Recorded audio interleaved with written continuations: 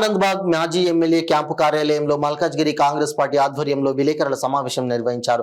ఈ సందర్భంగా కాంగ్రెస్ పార్టీ నాయకులు మాట్లాడుతూ నియోజకవర్గంలో గతంలో మైనంపల్లి హనుమంతరావు చేసిన అభివృద్ధి తప్ప నియోజకవర్గాన్ని అభివృద్ధి చేయలేని నాయకులు మైనంపల్లి మీద బురద జల్లేందుకు తప్పుడు ఆరోపణలతో అభివృద్ధికి అడ్డుపడుతున్నారని, ప్రెస్ మీట్ పెట్టి మాట్లాడడం సరైనది కాదని, ఇలాంటి తప్పుడు మాటలు ముందు మాట్లాడితే తగిన గుణపాఠం చెప్తామని హెచ్చరించారు. గతంలో కాంట్రాక్టర్లకు బిల్లు రానప్పుడు మైనంపల్లి హనుమంతరావు అండగా నిలబడి బిల్లులు ఇప్పిస్తానని భరోసా ఇచ్చి అభివృద్ధి పనులు చేపించారని, అలానే ఆర్టీసీ కాలనీలో జరుగుతున్న రోడ్డు పనులకు కాంట్రాక్టర్ పనులు చేయకపోవడంతో భరోసా ఇచ్చి పనులు చేయమని చెప్తే దానిని మేము చేశామని చెప్పుకోవడం సిగ్గుచేటన్నారు.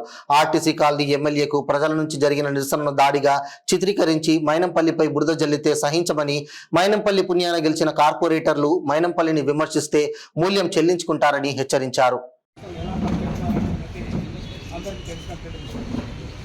కానీ నిన్న టీఆర్ఎస్కు సంబంధించినటువంటి ఒక ల్యాండ్ గ్రాబర్ అంటే భూ దురాక్రమణకారుడు నిన్న ఒక ప్రెస్ కాన్ఫరెన్స్ పెట్టి మరి మన ప్రియతమ నాయకుడిని విమర్శించడం జరిగింది. మరి ఆయన విమర్శకి ఆయన చెప్పిన దాంట్లో నిజమెంతుంది అబద్ధమెంతుంది చెప్పాలంటే ఆయన పుట్టి పెరిగినటువంటి గ్రామమైనటువంటి యాత్రలకు సంబంధించి మరి ఉద్యమకారుడని ఆయన చెప్పుకుంటున్నాడు. అసలైన ఉద్యమకారులు చాలామంది ఉన్నారు.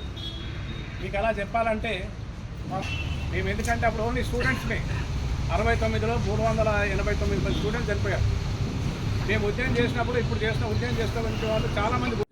ఇక్కడ విచ్చేసిన కాంగ్రెస్ పార్టీ సీనియర్ నాయకులకు అందరికీ అభివాదాలు. ముఖ్యంగా నిన్న ఆర్టీసీ కాలనీలో ఏమైతే ఇష్యూ జరిగిందో దాని మీద బీఆర్ఎస్ నాయకులు చాలా నీచంగా, సిగ్గు లజ్జ లేకుండా అబద్ధాన్ని నిజం చేయాలని చాలా ప్రయత్నం చేస్తున్నారు. ముందుగా వాళ్ళకి తెలుసుకోవాల్సిన విషయం ఒకటి ఉంది. వాళ్ళ కార్పొరేటర్లకు కానీ, మాజీ కార్పొరేటర్లకు కానీ, ఎమ్మెల్యేకి కానీ వాళ్ళందరికీ ఒకటే విన్నవించుకుంటున్నాం. ముందుగా మీకు అవగాహన లేదనుకుంటా అవగాహన తెచ్చుకొని మాట్లాడితే చాలా బాగుంటుంది.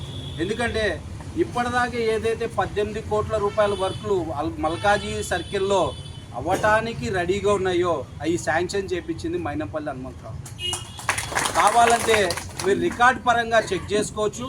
మీ చేతకానితనం వల్ల ఎప్పుడైతే మైనంపల్లి హనుమంతరావు గారు బీఆర్ఎస్ పార్టీ వదిలి కాంగ్రెస్ తీర్థం పుచ్చుకున్నారో అప్పటి నుంచి మీరు లెక్కేసుకోండి. ఆయన పార్టీ వదిలిన తేదీ సెప్టెంబర్ 22. ఆయన అనౌన్స్ చేసింది ఏది, నేను బీఆర్ఎస్ పార్టీని వదిలేస్తున్నానని ఆయన డిసైడ్ చేసింది సెప్టెంబర్ 22.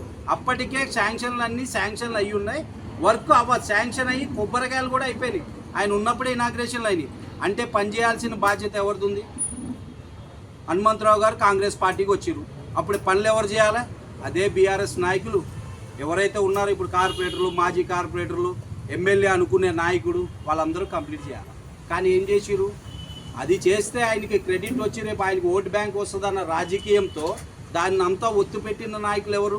అదే బీఆర్ఎస్ నాయకులు కాదా? మీరు కావాలంటే రికార్డులు తీసుకోండి, మున్సిపల్లో తీసుకోండి. ఇవ్వండి మా దగ్గర ఏ డాట్ ఏ శాంక్షన్ అయింది, ఎప్పుడైంది, ఏ విధమైంది.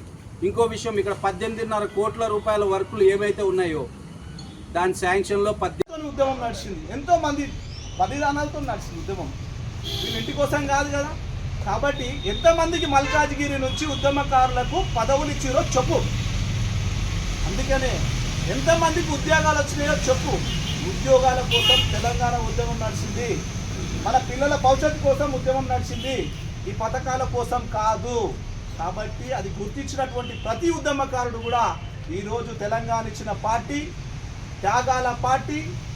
త్యాగాల కుటుంబం అయినటువంటి సోనియా గాంధీ గారి నాయకత్వంలో కాంగ్రెస్ పార్టీలో చేరి మరి ఈరోజు జిల్లా వైజ్గా మొత్తం కూడా కాంగ్రెస్ పార్టీ ప్రజలు ఎట్లా మరి బ్రహ్మయోగం పట్టారో మనందరం కూడా చూసాం.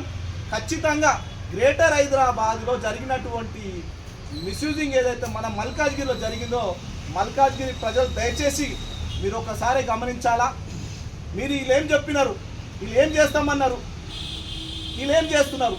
ఈరోజు మల్కాజ్గిరిలో డెవలప్మెంట్ గత ఎమ్మెల్యేల కంటే మరి మైనంపల్లి హనుమంతరావు గారు ఎన్ని చేశారో మనం చూపిద్దాం, ఆన్ రికార్డ్ చూపిద్దాం. కాబట్టి వాడు